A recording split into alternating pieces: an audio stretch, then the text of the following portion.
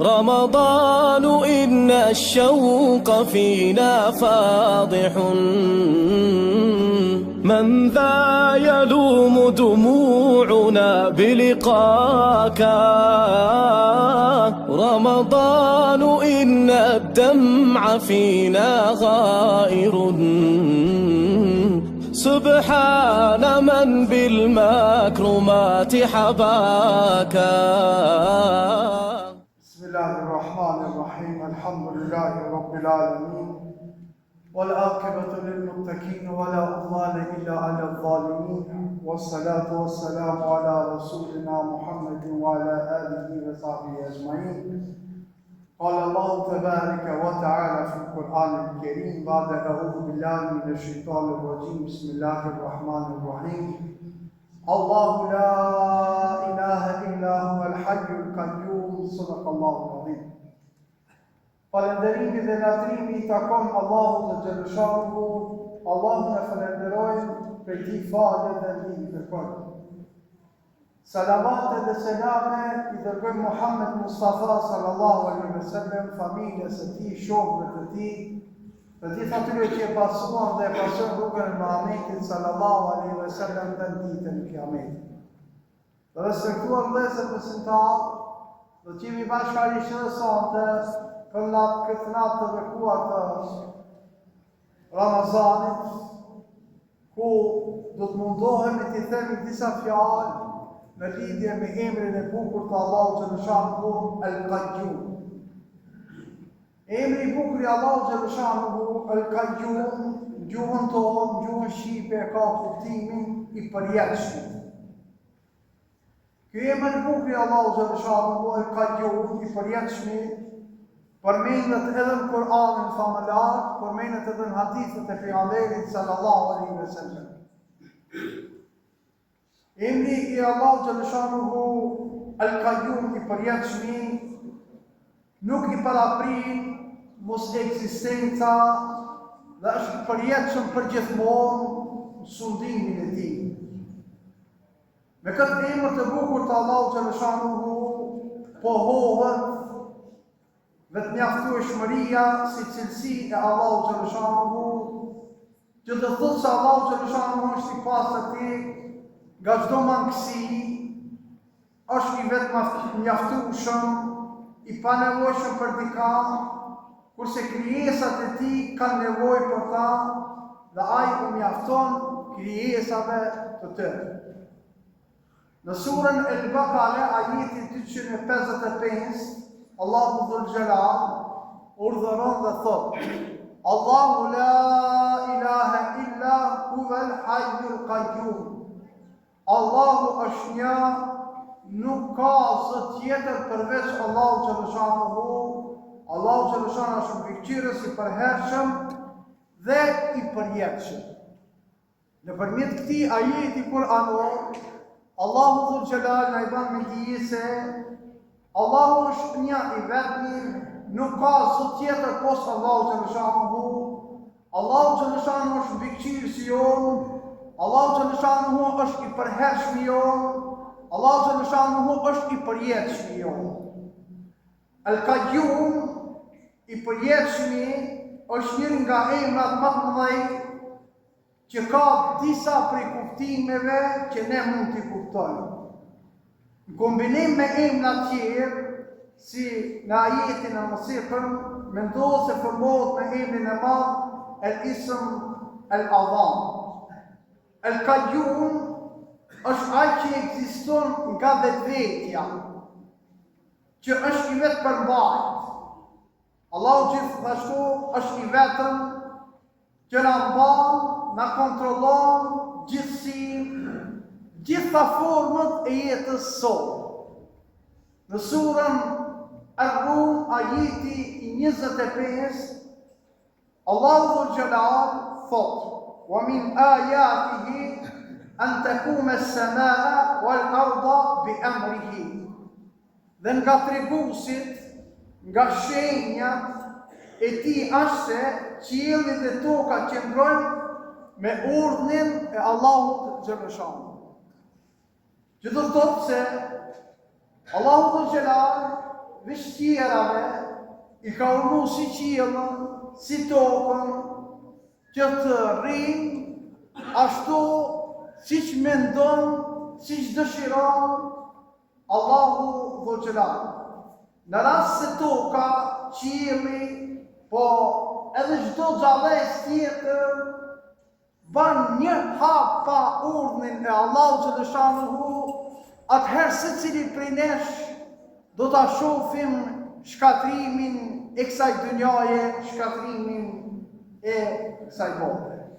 Gjithashtu ne jemi të këshilluar nga ana e pejgamberit sallallahu alaihi wasallam që ta thrasim këtë emër atë sa është e mundshme, posaçërisht kur kemi ndonjë nevojë, sidomos kur bim në sejdë, kur përkulemi tek sejdëja, duhet të drejtohemi Allahu Xhaleshanuhu me këto dy emra të bukur e Hayyu ya Qayyum, o I gjallë, o I përjetshëm, dhe t'i bëjmë dua, t'i bëjmë lutje Allahu Xhaleshanuhu për të gjitha nevojat tona, për të gjitha hallet tona, për të gjitha problemet tona, sepse janë këto dy emra që Allahu Dhul Jalal kërkon prej nesh që ne t'i lutemi Allahu Dhul Jalal.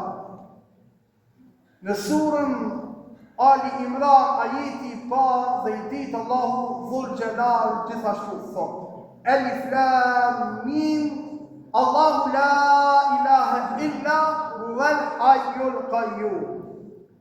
Alif Lam Mim e kemi shpjeguar edhe më herë, janë shkronja që nuk përkthehen në asnjë gjuhë tjetër. Çdo gjuhë të botës, këto shkronja janë ashtu sikurse janë të përmendur në Kur'anin famëlar. Ka mendime të dietarëve që thonë se njëri është elifi, është kështu, mimi është kështu, raja është kështu me radhë, por shumica e ulemave e dietarëve nuk I përkthejnë to shkronja dhe jesin si shkronja siç përmenden në Kur'an e Islamit. Vazhdon Allahu Xhaleshanuhu dhe thot: Allahu nuk ka të adhurum tjetër që meriton adhurim përveç atij të gjallit vetë mjaftueshmit. Që do thotë se Allahu Xhaleshanuhu është I vetmi I cili meriton që t'i adhurohet. I vetmi I cili meriton sejdë, I vetmi I cili meriton qiyam, I vetmi I cili meriton ruku, I vetmi I cili meriton mos të tirim në sejdë, është Allahu Xhaleshanuhu.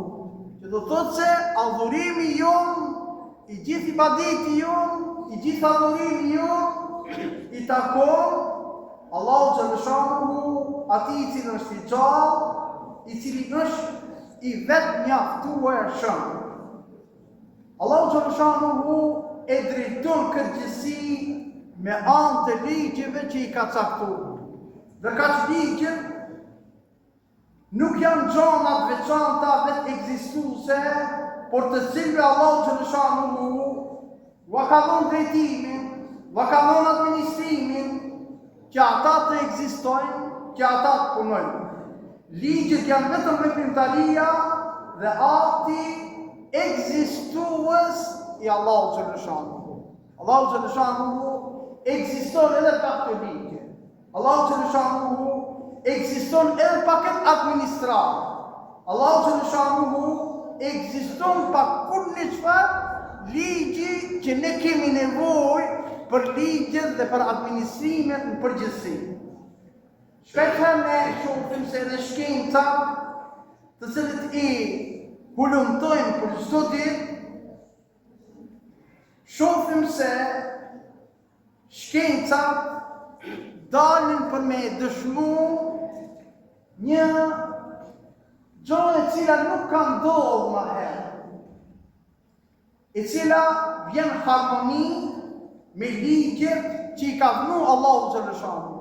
Asnjë shkencë deri sot nuk ka dalë kundër ligjeve të Allahu Xhaleshanuhu. Në momentin që del jashtë ligjeve të Allahu Xhaleshanuhu, ajo e kupton dhe vlerën e shkencës. Se nuk mund të jetë shkencë ajo e cila del kundër ligjeve të Zotit Dhul Xhelal, se të Zoti Dhul Xhelal është ai i cili i ka rregulluar të gjitha rregullat, por edhe i ka kriju të gjitha shkencat që ekzistojnë në këtë sipërfaqe, të cilët ne i dimë dhe të cilët ne nuk mund të dimë. Ky emër i bukur i Allahut xhaleshanuhu Al-Qayyum në kupton i cili si i përjetshëm na kallëzon ti gjama, na mëson ti gjama, na jep ti mësime. E para na jep përsosshmëri se Allahu xhaleshanuhu është patmeta. Ne krejt e dim se Zoti jo, krijuesi jo, është patmeta, nuk ka kurrë çfarë tmete. Ne krejt e dim se Allahu xhaleshanuhu ekziston, qëndron vetveti ju, nuk ka nevojë për kërkan, nuk ka nevojë për këtë krijesë ose atë krijesë, ashtu sikur se ne që kemi nevojë. Ne si krijesa të tij kemi nevojë për këtë, kemi nevojë për atë, kemi nevojë edhe për atë tjetrin, do të kemi më vonë nevojë edhe për dikant tjetër, sepse jetën kështu e ka kriju Zoti Dhul Xhelal me madhrinë e vet. Kurse Zoti xhaleshanuhu nuk ka nevojë për asnjë krijesë që e ka kriju. Në ajetin kuranor të surës Fatir, ajeti i 15, Allahu xhaleshanuhu këtë dilemë na jep nëpërmjet kësaj ku thotë: Ja eyyuhan nasu antumul fuqara ila Allah wallahu huwal ghaniyyul hamid. O ju njerëz, ju jeni të varfër tek Allahu xhaleshanuhu, jeni nevojtar tek Allahu xhaleshanuhu, kurse Allahu xhaleshanuhu s'ka nevojë për asgjë, është i lavdruar në çdo aspekt. Edhe ibadetet tona që i bëjmë, edhe namazet tona, edhe Ramazanet tona, edhe zekatet tona, edhe haxhi jonë, edhe punët e mira tona të cilat i bëjmë që i dim, ne nuk i dim ndoshta ndonjëherë. Të gjitha kemi nevojë ne udhëzë të ndershëm besimtar. Asësi ne nuk i bëjmë që ka nevojë Zoti jonë. Zoti Dhul Xhelal s'ka nevojë për asnjë punë tonë, asnjë rukû tonë, asnjë sejdë tonë, asnjë tehiyat tonë, asnjë lexim i Kuranit tonë. Të gjitha këto i bëjmë për vetveten tonë, sepse e kemi përgjegjësi dhe e kemi portë para Allahu xhaleshanuhu. Allahu xhaleshanuhu këtu ban thirrje gjithë njerëzimin dhe thotë se o ju njerëz, ju me të vërtetë jeni të varfër dhe nevojtar për Allahu xhaleshanuhu. Kurse Allahu Dhul Xhelal nuk ka nevojë për kurrë, është i lavdruar në çdo aspekt, nuk ka tmet në asnjë aspekt. Nuk mundesh me gjetë një tmet tek Allahu xhaleshanuhu. Në momentin që unë dhe ti e kuptojmë se Zoti xhaleshanuhu ne udhu billah ka tmet, do të thonë na nuk e kemi kuptuar mirë Zotin. Te na defekti, te na problemi, nuk ka problemi te krijuesi jon, sepse krijuesi jon është me të gjitha begatit që ne i dim, po ka edhe begatit që ne ndoshta edhe s'u mësojmë përgjithshmërinë tonë dhe në jetën tonë. E dyta, duhet jemi nga ata të cilët nëpërmjet këtij emri të bukur të Allahu xhaleshanuhu, forca dhe qeverisja e Allahu xhaleshanuhu ndaj universit, ndaj krijesave. Allahu xhaleshanuhu është ai i cili e mban forcën e tij me të gjitha krijesat që ne i dimë dhe ne nuk i dimë. Në ndonjëherë ndarëmi edhe hakapmi të numërojmë krijesat e Zotit xhaleshanuhu. Asnjëherë nuk mundem deri në fund me mrinë, për arsye se shumë krijesa ka kriju Zoti xhaleshanuhu.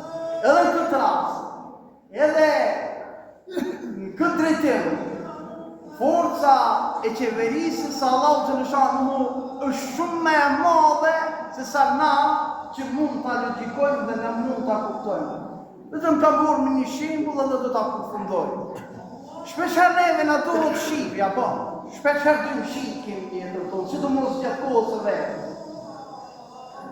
Mirë po, dikujna nuk I duhet shqipja, bo. Dikujna I duhet dilë, dikuj tjetër I duhet diçka tjetër, bora, dikuj tjetër I duhet diçka tjetër.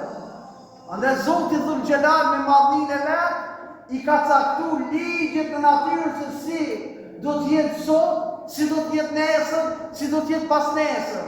Nuk do t'i dëgjoje të gjitha luqjet tona, dëshirat tona që I kemi në këtë botë, sepse në ndonjëherë nuk e dimë edhe çka dojmë.